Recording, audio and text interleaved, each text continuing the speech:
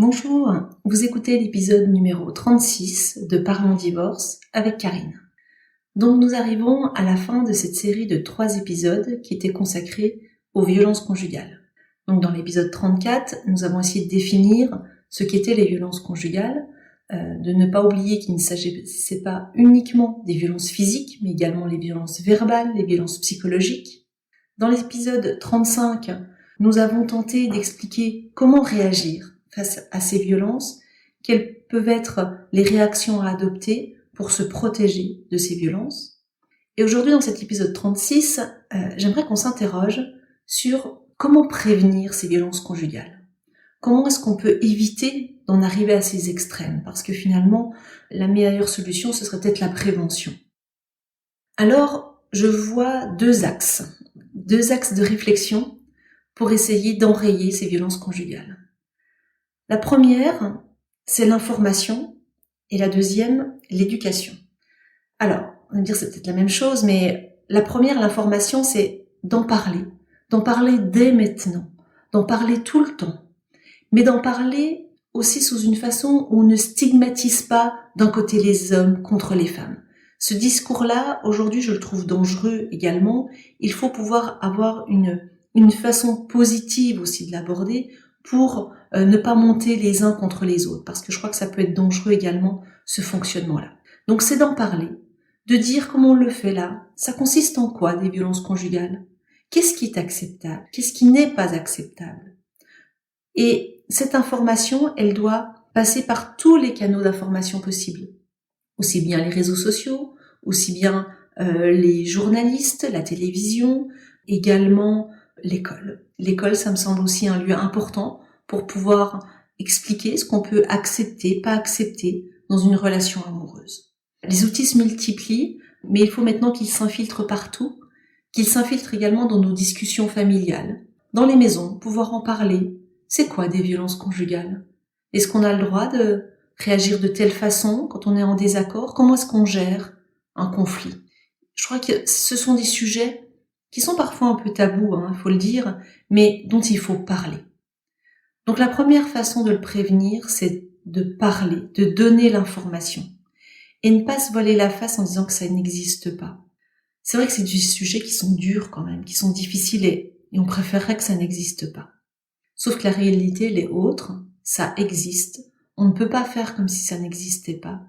Et la meilleure façon de l'enrayer, c'est d'en parler.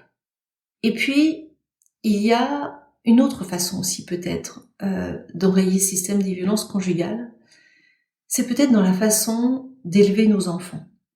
Et je crois qu'il faut qu'on apprenne à être peut-être un peu critique sur la façon dont on procède parfois, dans la manière dont on élève nos enfants. Il faut peut-être qu'on reconnaisse nos propres erreurs. Alors c'est sans se flageller, mais voilà, de constater que peut-être que la façon dont on élève les enfants, alors on voit les changements maintenant, on arrive vers de l'éducation positive, mais si on regarde de façon objective, parfois on a pu succomber à un petit peu de chantage dans l'éducation, en disant si t'es pas gentil, tu n'auras peut-être pas les cadeaux de Noël. Ce système de chantage, il peut exister, ou parfois une fessée également. Et je crois que quand on parle des violences conjugales, on comprend l'importance de ne pas tomber dans ce système-là et dès la plus jeune enfance. À un enfant, mettre de l'autorité par le biais du chantage, c'est faire rentrer dans sa tête que finalement, le chantage, c'est un moyen de négociation. C'est aussi avec une fessée, lui faire rentrer dans la tête que finalement, c'est acceptable. Une fessée, c'est pas si grave puisque la personne qui est le plus important pour moi m'a mis une fessée, donc c'est quelque chose qui rentre dans l'ordre des choses. Donc, de changer aussi notre mode éducatif vis-à-vis de nos enfants sur la façon dont on pose une autorité, la façon dont on veut poser des règles, peut avoir une implication et un changement de comportement à l'âge adulte. Donc attention, nous, en tant que parents, sur la façon dont on élève nos enfants. Et puis on peut aller aussi un petit peu plus loin. Pour aller plus loin, j'ai découvert un livre d'Aurélia Blanc, un livre vraiment intéressant, qui nous explique comment élever nos garçons pour en faire des hommes féministes. Ce livre, je l'ai découvert parce que j'ai la chance de faire partie d'un groupe de parole qui est animé par Framboise Poulet au sein de l'association Questions de parents.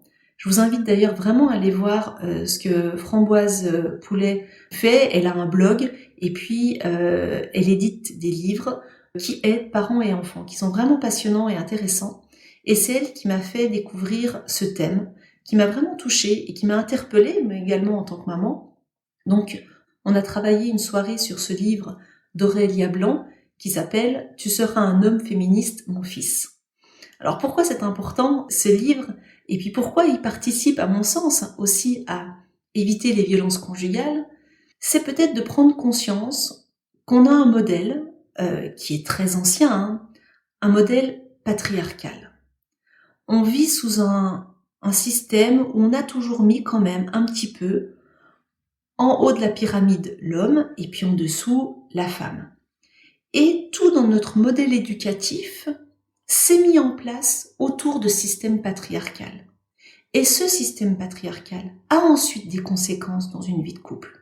D'où l'importance de sortir de ce système patriarcal. Et ce qui m'avait marqué quand on a travaillé sur ce sujet, c'est qu'on l'est tous, même si on se veut féministe ou autre, pour autant, dans notre comportement, on peut avoir une façon d'élever nos enfants qui les laisse dans ce système-là. D'où l'importance de revoir notre façon d'être. Et puis, ce que j'ai trouvé vraiment intéressant dans cette intervention et sur ce livre, le résumé qui nous en était fait, c'était d'expliquer que cette pédagogie qu'on pourrait dire féministe, c'est aussi une opportunité pour nos garçons de cultiver une vraie liberté, sans s'enfermer dans un rôle, et que ça pourrait faire des hommes beaucoup plus heureux.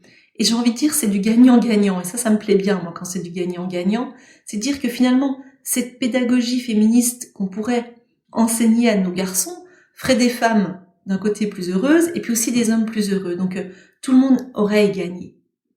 Donc, pour pouvoir inverser un peu cette pédagogie et puis avoir une autre approche, il faut prendre conscience de notre propre fonctionnement. Et je vais vous donner des exemples qui vous parleront peut-être quand on a des enfants petits qui se mettent à pleurer. C'est souvent qu'on entend un garçon ça pleure pas. Alors c'est peut-être une petite phrase qu'on a tous entendu, qu'on peut lancer un peu facilement. Mais cette petite phrase, elle a des conséquences lourdes. Elle a des conséquences lourdes parce qu'elle place le garçon dans quelqu'un qui ne peut pas pleurer, qui ne peut pas être triste, qui ne doit pas avoir ce genre d'émotion.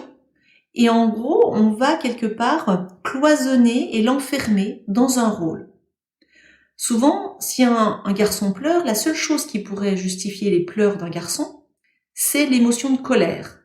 Une fille, par contre, ça sera plutôt parce qu'elle a peur, l'émotion de la peur, mais pas de la colère. Et donc, vous voyez déjà comment on met chacun dans des compartiments.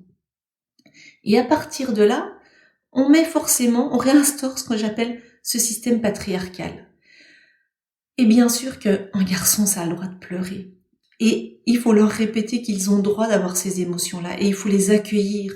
Si on veut justement que ce garçon puisse exprimer sa sensibilité, puisse également accueillir la sensibilité de sa femme. Donc vraiment, la façon dont on éduque nos garçons est importante. Souvent, on le voit, pour vous donner un autre exemple, on va valoriser la gentillesse pour une fille, mais pour un garçon, pas tellement. On va dire d'un garçon, tu as vu comme tu es costaud. Mais on va pas valoriser éventuellement sa gentillesse. Alors que si on valorise la gentillesse pour un garçon, il va se dire que c'est un comportement qui est positif et il va pouvoir ensuite le renouveler. Donc, c'est important de pouvoir valoriser tous les types d'émotions, qu'on soit fille ou garçon. Ayons conscience, nous, parents, de notre propre fonctionnement pour pouvoir donner une autre éducation à nos enfants. Alors, ça va très loin, ça va également dans tout ce qui est les jeux pour enfants. On le voit, on est encore très jeu garçon, jeu fille. Il faut pouvoir ouvrir et offrir les mêmes jeux filles ou garçons. Un garçon qui joue à la dinette, ça peut être source de richesse pour lui, mais on cloisonne encore beaucoup. Et tant qu'on cloisonnera comme ça, on aura du mal à se sortir de système patriarcal et qui peut amener, je dis bien qui peut, pas systématiquement, mais un système de violence conjugale. Une autre idée reçue, c'est que le cerveau des garçons et des filles serait différent. Maintenant, on a toutes les études qui ont été faites, scientifiques. Le cerveau des garçons et des filles sont exactement les mêmes.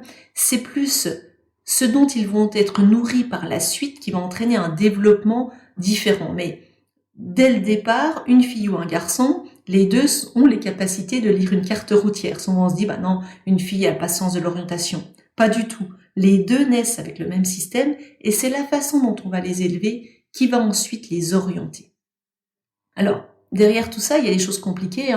Il y a souvent la peur de l'homosexualité, notamment chez les garçons. Donc, si jamais on offre un poupon à un garçon, la famille autour se dit mais mon Dieu, comment ça un garçon qui joue avec des poupons, c'est pas normal, et puis il va peut-être devenir homosexuel, il y a cette peur-là. Alors c'est totalement faux, ça n'a aucune incidence sur les orientations sexuelles futures, et au contraire, ça va complètement permettre d'ouvrir les champs du possible, ouvrir des sensibilités et faire des hommes merveilleux qui pourront aussi être merveilleux dans une vie de couple. S'ensuit également, à titre d'exemple, les tâches ménagères. Il faut sortir effectivement de l'image de maman qui cuisine et papa qui bricole. S'ils le font ainsi, c'est parce que c'est leur choix et que c'est leur souhait également, mais il n'y a pas d'obligation d'être dans un rôle ou dans un autre. Donc, ce mode d'apprentissage, en tout cas cette nouvelle façon d'élever les garçons, et on le voit avec l'éducation positive, tout doucement, on arrive, mais on a encore du travail. Donc je crois qu'il faut encore en parler et puis lutter par rapport aux schémas qu'on a, des schémas préconçus. On va pouvoir faire de la prévention sur les violences conjugales. Donc moi j'utilise ces deux outils-là. Je veux dire, le premier, c'est de dire voilà, attention, élevons nos garçons comme on élève nos filles, avec la sensibilité, avec l'autorisation d'avoir des émotions. N'ayons pas de différence entre nos filles et nos garçons. Et la deuxième chose, qui est mon cheval de bataille, c'est la gestion des conflits. Apprenons tout petit à nos enfants à gérer les conflits.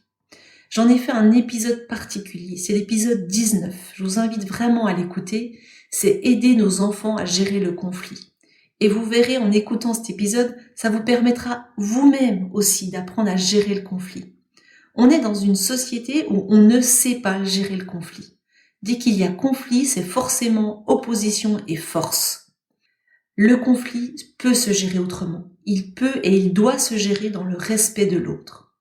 Apprendre à gérer le conflit, c'est apprendre à dire « moi j'ai telle position, moi j'ai tel besoin », mais aussi d'écouter la position de l'autre et de la respecter. Et ensuite de chercher des solutions face à ces deux visions différentes. Ça me semble indispensable de savoir et de pouvoir gérer le conflit de cette sorte pour éviter aussi dans l'avenir des violences conjugales. Et là, c'est un petit message que j'ai aux écoles.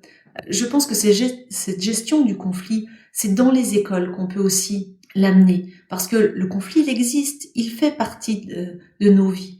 Mais comment le gérer ? Il y a un petit livre très intéressant sur le sujet, et je vous en parle dans l'épisode 19, ça s'appelle « Mange ta soupe et tais-toi », qui reprend ces concepts-là pour justement avoir une autre approche du conflit. Donc en distillant cette éducation, le respect de l'autre, le fait que chacun a le droit d'avoir des émotions, fille ou garçon, qu'on n'est pas différent, qu'on doit respecter l'autre et qu'on doit se respecter soi, je pense que on pourra aller vers une autre façon de vivre le couple et en limitant le plus possible les violences conjugales. Nous arrivons à la fin de cette série de 3 épisodes donc sur les violences conjugales.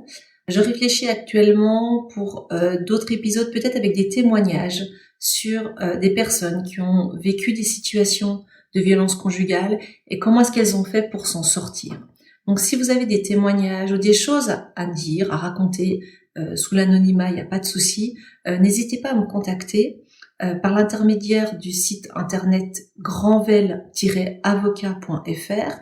Vous tapez sur internet Grandvel Avocat, vous tomberez tout de suite sur notre site internet et vous trouverez un système de messagerie pour nous envoyer un message. N'hésitez pas également à partager cet épisode si vous pensez qu'il pourrait aider d'autres personnes et également à mettre un avis 5 étoiles, ce qui permettra de faire connaître ce podcast. Je vous souhaite une bonne semaine à tous et à bientôt.